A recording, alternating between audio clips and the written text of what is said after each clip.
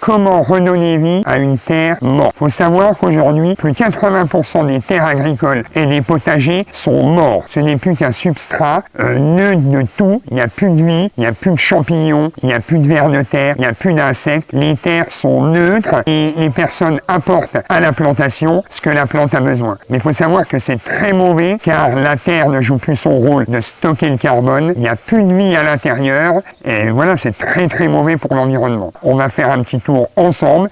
Je vais vous montrer comment on fait nous pour redonner vie à une terre morte. C'est parti, générique.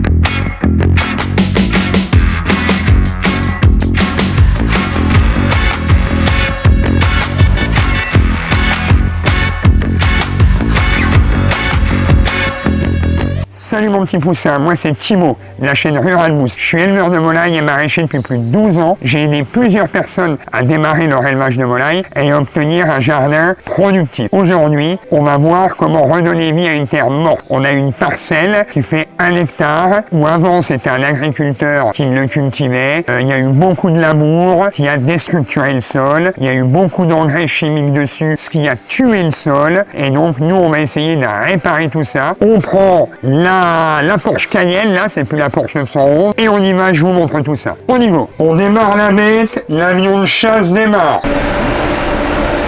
Donc le seul moyen de redonner vie à vos petites parcelles, à vos potagers, ou à n'importe quelle terre agricole, ce n'est pas de travailler.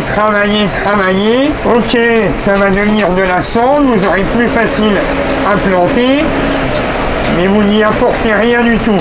L'objectif, c'est d'apporter de la matière organique. Et c'est ce qu'on va faire, je vais vous montrer.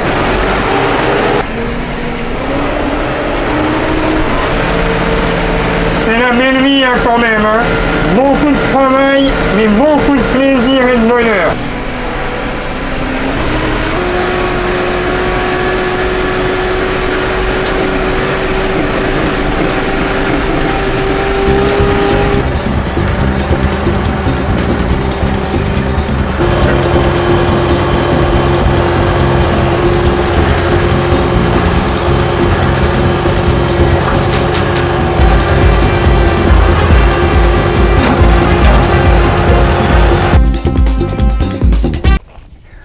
On m'appelle le professionnel du déchargement.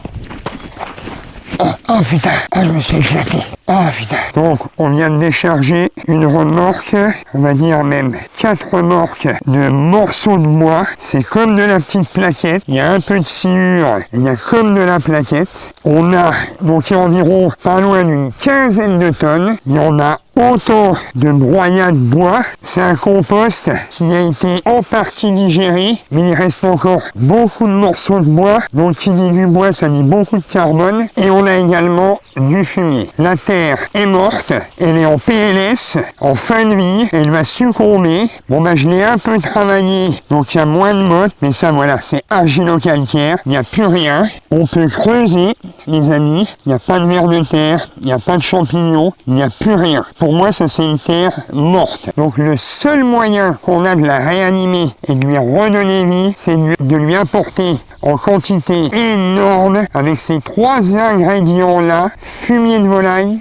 terreau, mais seulement partiellement décomposé, et carrément de la plaquette de bois, on va redonner vie. Le fumier va apporter à manger très rapidement, le terreau va permettre de ramener de l'eau, et la plaquette de bois va permettre d'apporter du carbone, ça va se décomposer doucement, il va avoir petit à petit des champignons, des vers de terre, et en quelques années, ça va complètement changer la structure de votre sol. Mais pour ça, il faudra plus la travailler, ou vraiment légèrement en surface pour préparer le lit de semences, mais c'est tout. Ce que vous pouvez faire si vous avez beaucoup d'herbes, c'est de carrément mettre une bâche par le dessus et après vous venez planter directement dans la bâche. Voilà, mais nous ce qu'on va faire, c'est qu'on va apporter en quantité le fumier, le compost et la plaquette de bois. Donc on a déjà planté, j'avais déjà mis du terreau là-dessous, mais regardez, la terre est jaune, elle est moteuse, elle est pas belle. Voilà, il n'y a plus rien. Alors si vous faites ça, si vous apportez ça, par contre il faut éviter derrière ça tous les engrais chimiques, tous les herbicides, herbicides, les fongicides, les insecticides. Va falloir faire confiance à la vie du sol. J'apporte tout ça, mais il y a plein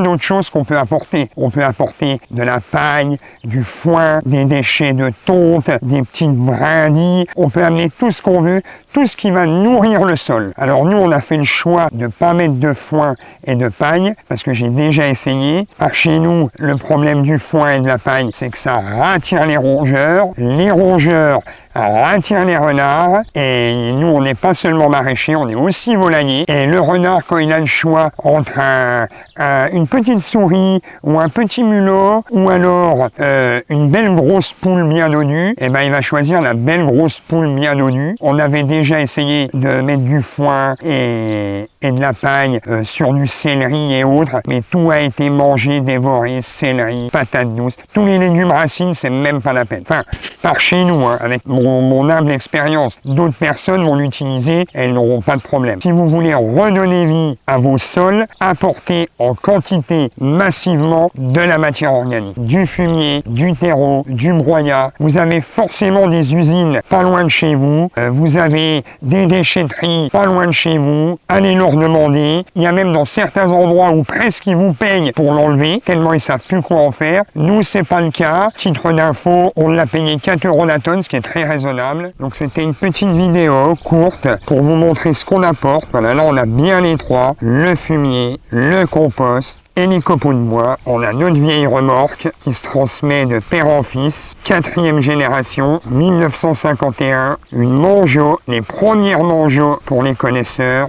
Et devant notre petit Deutz, 85 chevaux, ça suffit largement pour faire le taf. De toute façon, nous, le but, c'est quand même de limiter le travail du sol et de polluer le moins possible. Donc, on l'utilise vraiment quand on a besoin. Donc, avec tout ça, notre terre va revivre. Fini la PLS, fini la crise cardiaque, et bonjour les vers de terre, bonjour les champignons, bonjour toutes les petites bébêtes qui vont digérer, manger et transformer tous ces matériaux en sucre qui seront assimilables par la plante et par les vers de terre. Et après, bonjour les récoltes resplendissantes. Je vous donne rendez-vous quand on a étalé tout ça. En attendant, mes amis, moi je vous dis à bientôt pour de prochaines aventures. Avant de tout, I love you, baby. À bientôt les amis. Bye bye.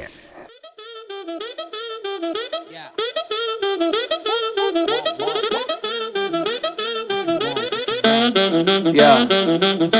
My come and never sleep on me.